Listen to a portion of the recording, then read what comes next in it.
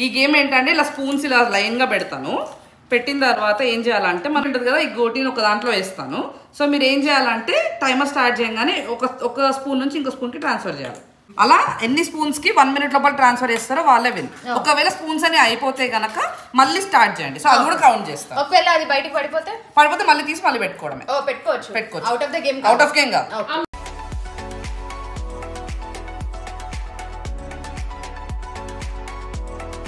ఈ గేమ్ ఏంటంటే 2 dice వేసి మనం కార్డ్స్ పిక్ చేయాలి. డైస్ మీద ఏముంటాయంటే సింబల్స్ ఉంటాయి. స్పేడ్, క్లోవ్, హార్ట్, డైమండ్ ఉంటది. ఇంకో దాంట్లో జస్ట్ నెంబర్ ఉంటది. ఇప్పుడు నేను ఈ డైస్ వేస్తే ఇప్పుడు 5, 6 వస్తే ఏం కాదు. సో ఒక సింబల్ రావాలి.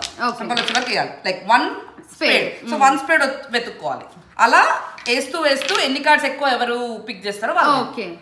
షేప్స్ ఉన్న డైస్ అంటూ మనకి ఎక్కడ దొరకవు. నార్మల్ డైస్నే ఇట్లా షేప్స్ కట్ చేసి దానికి స్టిక్ చేసుకొని ఈ గేమ్కి యూజ్ చేసుకోవడమే.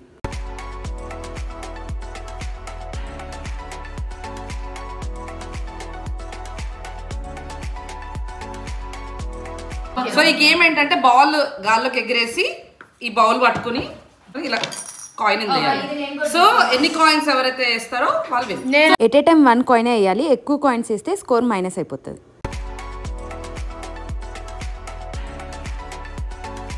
1 minute టోటల్గా 45 కాయిన్స్ వేసి నేనే ఈ గేమ్ విన్నర్ అయినా. ఇలాంటి ఇంట్రెస్టింగ్ గేమ్స్ నా పేజ్లో చాలా ఉన్నాయి, వెళ్ళి చెక్ చేయండి.